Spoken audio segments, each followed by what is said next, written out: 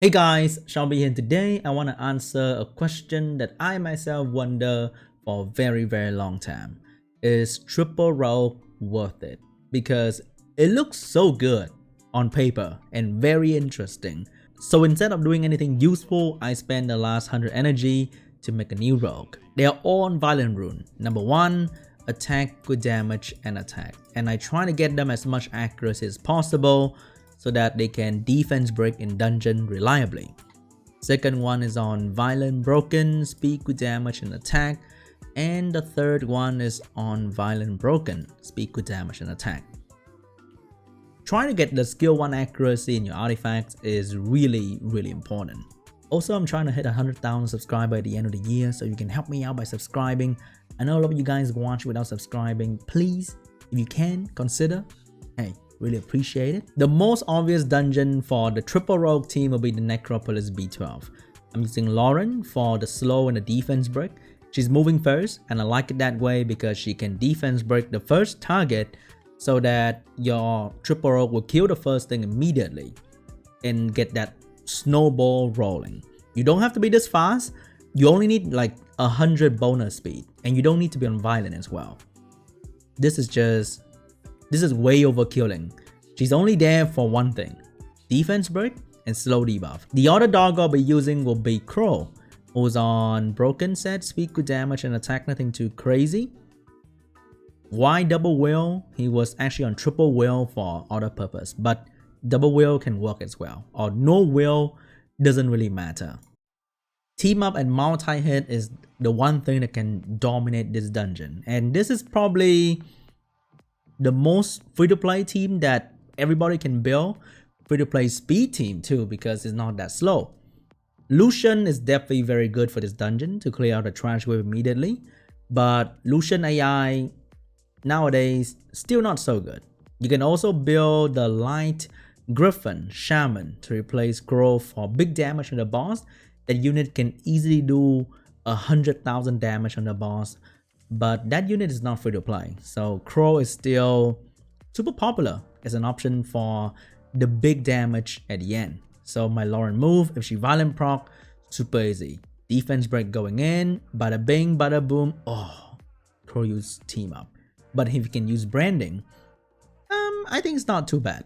So it's pretty easy to take out the boss with this much team up, and Lauren being there to provide the multi-hit. Oh, we didn't take Lauren at all. Okay, we got Lauren, and easily done. So this is the best dungeon for a triple rogue team. I wouldn't say this is like insanely fast, but it's pretty good. And if you want to spam your energy in Necro B10 for that rage will, whatever, and you don't want to build twins, or you don't have twins for whatever reason, and you want to push your front out of the team, you want to push the support out of the team, then this is not a bad option. You can replace Crow with anything of your choice. Anything that do a lot of damage can replace Crow pretty much, because he's not the most important thing in this dungeon. But the triple rogue is there to bring the multi-hit, to bring the defense break, to bring the damage, and rogue clear trash wave really quickly. As you can see right here, if you bring in a Lucian, it's gonna end immediately, but I would say that was not too shabby. And in the boss stage, having triple rogue is just the most consistent thing ever.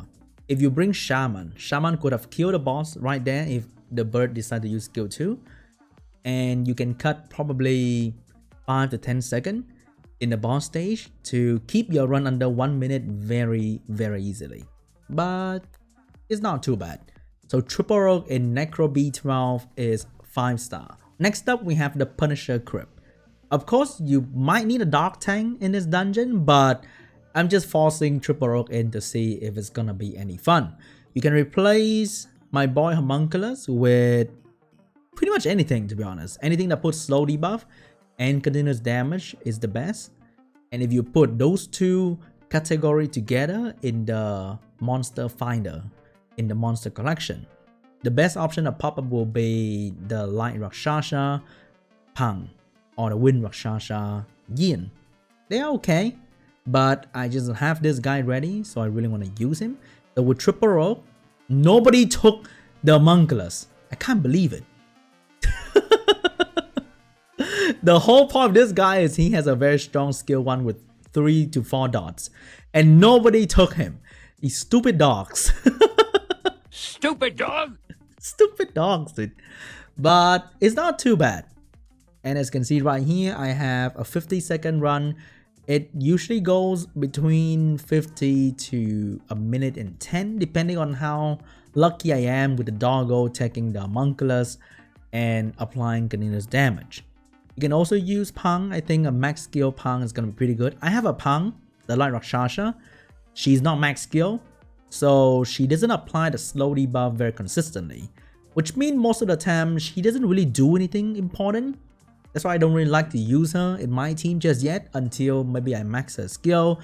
Then I can release my homunculus to do something else instead of being here to apply dots that these doggo need to remember that this boy is in the team. Yes, right there. You see that?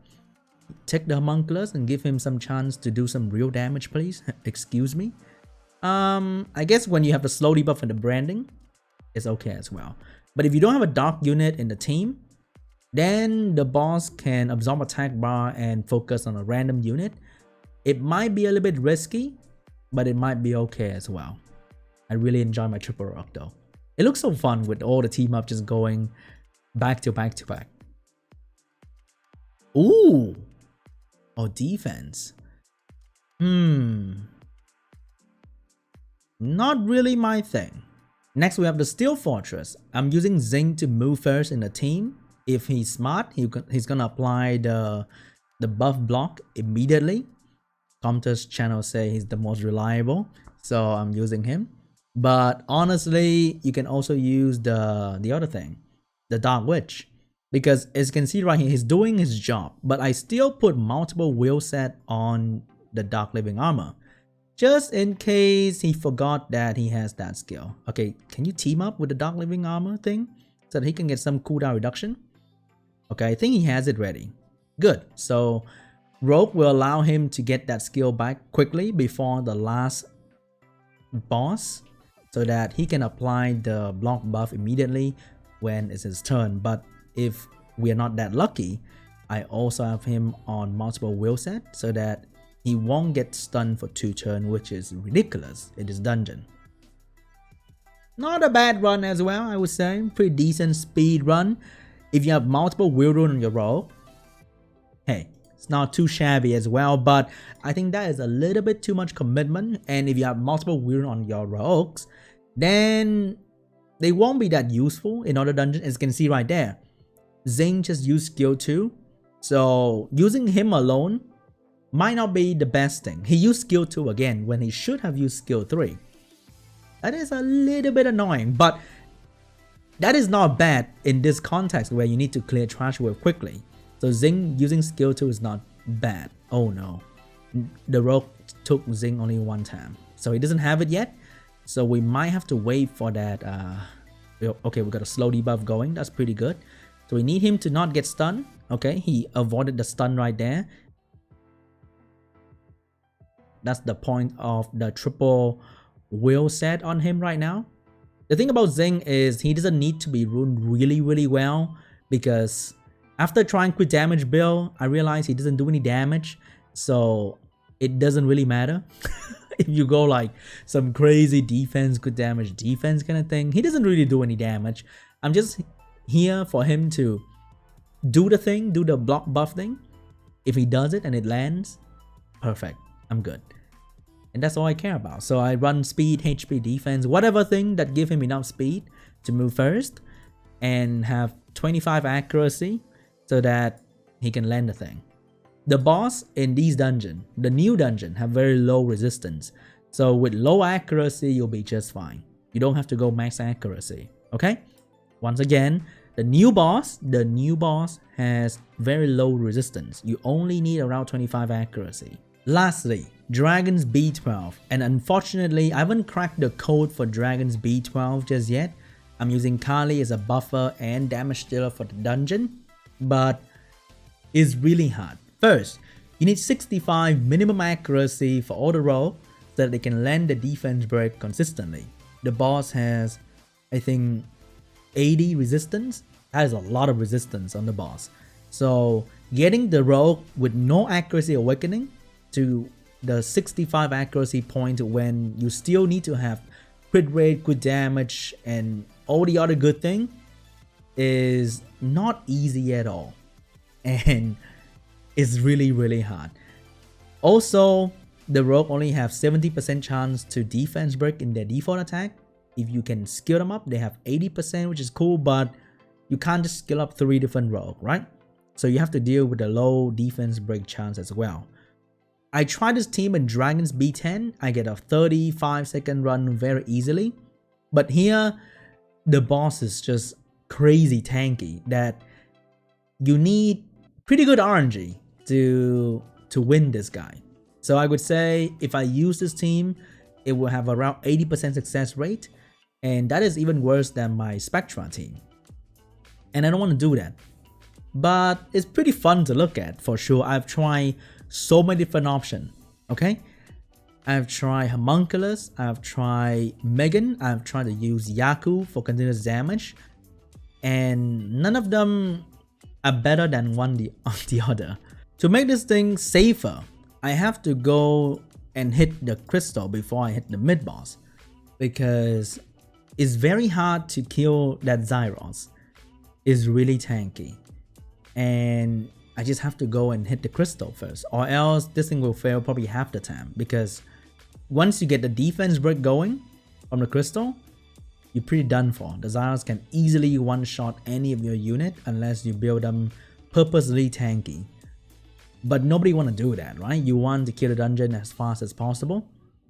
So that will add another like 10 seconds in your team, and going into the final boss, is a big challenge. I have tried everything. I've tried Megan, I've tried Homunculus, I've tried another water damage dealer, I've tried Dot's unit. Nothing is quite consistent enough to kill this thing.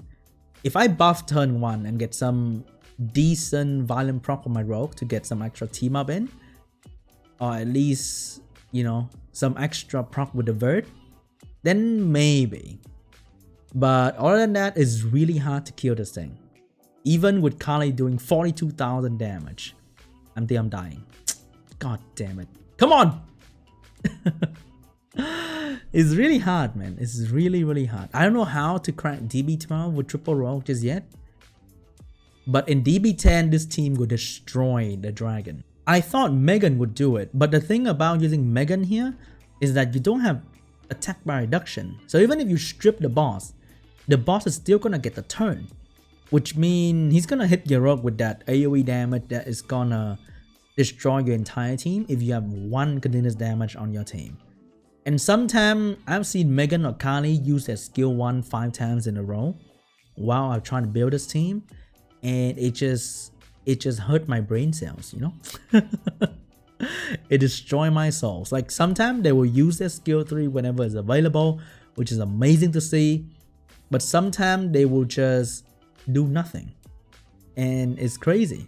So this is the only dungeon where triple rogue is actually not very good, because you just simply don't do enough damage. And I don't think my rogue is badly ruined. I think they're definitely not the best. They're not G3 or whatever, but they're not bad, and I can't make them any better, which means it's quite impossible to make them hit even harder unless I have good RNG with the team up. If they get vert, so I can just keep lapping the crystal, then it's pretty easy. But if I don't get vert and I get each other, then it's not that good. Like this is a pretty decent run. The hardest dungeon, the real challenge is to beat this thing with triple rogue. I've not done this yet. This is the first run ever for triple rogue in Giants B12. I think Savannah might carry this though. I highly think Savannah will carry this, but I'm not too sure just yet. So let's see if I can beat this with triple rogue. Okay, I want to beat this thing without Savannah being the last unit alive. I want to see rogue actually kill the boss, but is that gonna be possible? Because I'm having trouble killing the mid boss here. Shit, we're not killing this thing, are we? Okay, we are. But this is a harder challenge. You should not be doing this, okay? But I'm doing it anyway, just for fun. And I'm sad that I haven't built a DB12 team with triple RAOQ just yet. If you have a DB12 team that has triple RAOQ in it, and you somehow cleared with very good success rate, and you want to share with me in the comment section, I will highly appreciate it. Oh my god, it's gonna happen. We're not killing this thing. Oh my god, the first doggo to fall. Which one's gonna be the second? Okay, Savannah's taking the hit. Come on, can we do this? Oh no, Savannah's down. We are down. Uh-oh, somebody's dying next. Somebody's dying next. Oh my god, the second dog goes down. Oh no. We can do this though. I think we can do this. Come on. Boom. Oh, that's not alarm damage. That is not alarm damage. Come on. Come on. No. God damn it. Let's try again. Let's try again. Because I think my harsh veil with dots and branding might be enough to kill the boss. Maybe. This might be possible, boys. This might be possible. We have attack buff as well, so that my rogue can do more damage. And if I win with this, it's not cheating because I don't have a broken OP Nat 5, but I just have a simple harsh veil to accompany me in this dungeon run. Come on, baby, let's go. Also, I saw that Street Fighter collaboration. I'm very excited for the potential new unit, but I think half of them will be new transport and maybe half will be new unit, because Comtos would not drop 5 new unit, which means 25 new unit, because they need to make the other element as well, right? So I don't think they're just gonna drop 5 new unit in the game immediately. That would not be possible. If they do that, they have to do it separately in different batches, maybe. But definitely not 5 new unit. Oh, this might be possible. Oh, my rogue survived? My rogue actually survived. Okay, this might be possible. I need the attack buff. Oh my god, Lauren's dead, which means no more attack bar reduction. Come on, baby. Oh no, this guy's dead. No crit. Come on, I need more dots. I need them to take more dots. Yes. Okay, now I need to do... Bruh. Come on. You can do this. No. Alright. Not possible. I am not sure if this video has been useful to you, but hey, it's just a personal project that I did. Maybe you want to build this, maybe you don't. I don't think I highly recommend this because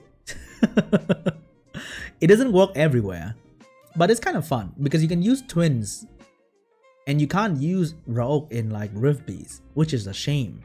You can't use multiple RAOQ in Rift Beast, but you can definitely use twins for other purpose that RAOQ can do, like doing Necropolis B10, maybe Punisher Crypt. You can kind of use Water Twin as well, which is not really that bad. So yeah, I hope you enjoyed the video. If you did, let me know in the comment section down below. Smash the like button and subscribe to the channel if you're new, and I'll see you guys in the next video. Bye.